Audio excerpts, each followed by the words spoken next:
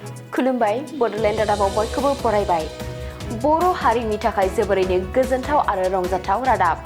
थारैनो बर'फोरा हारिखौ सिनायथि होनायाव आगानसे दावखोबावबाय। नंगौ, मुलुग दरबाराव हारिखौ सिनायथि होनायाव बर'फोरा माब्लाबाबो उन जानानै थायाखै।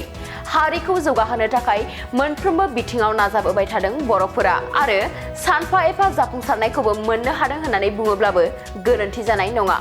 बेबायदिनो दिनैनि सानाबो बर' हारिनि थाखाय जोबोरैनो गोग्गाथाव आरो रंजाथाव।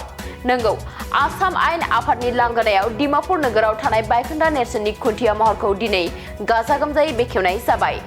बर'नि राजथावनि डिमापुर नोगोराव थानाय बायखोन्दा नेरसोननि खुन्थिया महरखौ दिनै आसाम आयेन आफादनि लांगोनायाव समायना रमायनायै बेखेवनाय जायो। बे बेखेवनाय हाबाफारियावनो बर'नि गोबां दैदेनगिरिफोरा बाहागो लानायखौ नुनो मोन्दों।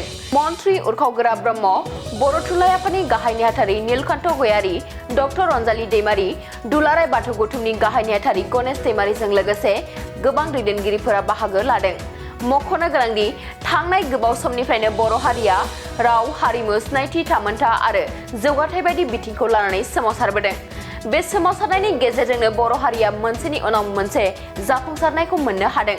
बेबायदिनो आसाम आयेन आफादनि लांगोनायाव डिमापुर नोगोरनि बायखोन्दा नेरसोननि खुन्थिया महरै फसंनो हानायाबो थारैनो बर' हारिनि थाखाय जोबोरैनो गोग्गाथाव। जोबोद जोंनि बर' माहारि एबा सारा बर' कसारि फोलेरनि मोनसे गोग्गाथाव दिन आरो जारिमिनारि दिन जानानै थासिगोन। दिनैनि बे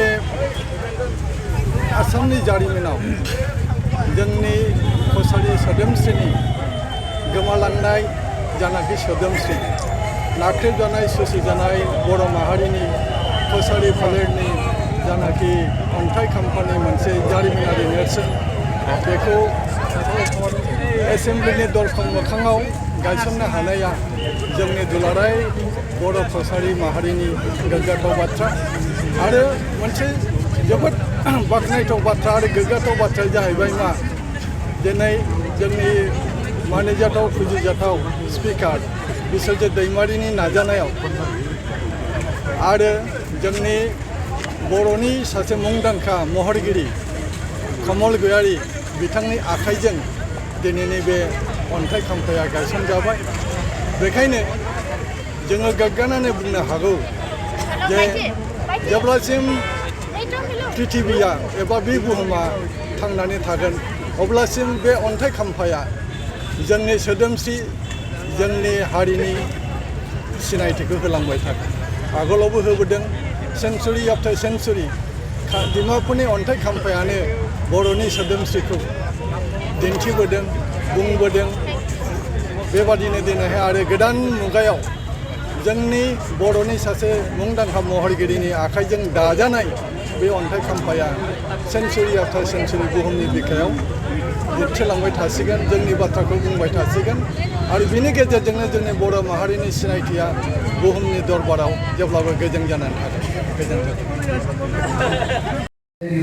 गिबियावनो बर'नि निउस पर्टेल नायगिरि बयनिसिमबो दुलाराय बाथौ गौथुमनि जानानै खुलुमनायखौ बावहरग्रोदों।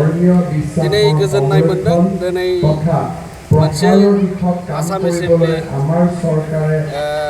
बेवहाय जे बर'नि बायखोन्दा नोगोरनि मोनसे माइलस्टनफोर बायदि जोंनि राजानि बे नेरसोनथिखौ लाखिनो हानाया आरो गमामायैनो जोंनि बे बर' माहारिजों लोगोसे जोंनि बे आसाम एसेमब्लियाव जोंनि बर' माहारिनि मोनसे सिनायथि आरो मोनसे गौरबनि मोनसे जारिमिन आरो बेखौ दिनै बर'नि हारिनि थाखाय बे अरायसम जारिमिन जानानै थाबावसिगोन आरो गमामायैनो जोङो दिनै आसाम एसेमब्लि एबा आसामाव थानानै जोङो गासैबो जोंनि बायदि जों दिनै अनुभब खालामनो हादों।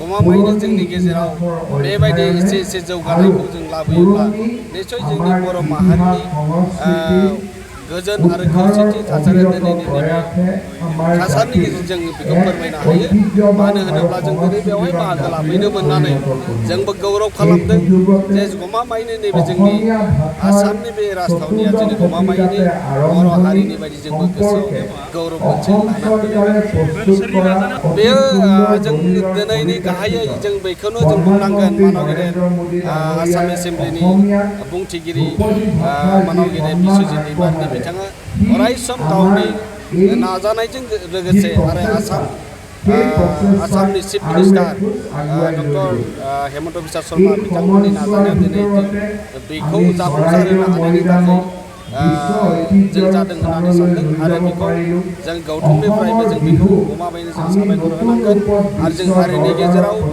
थाखोसे जोङो दिनै दाउ होनाय बायदि जों गावखौ खालामनो हायो।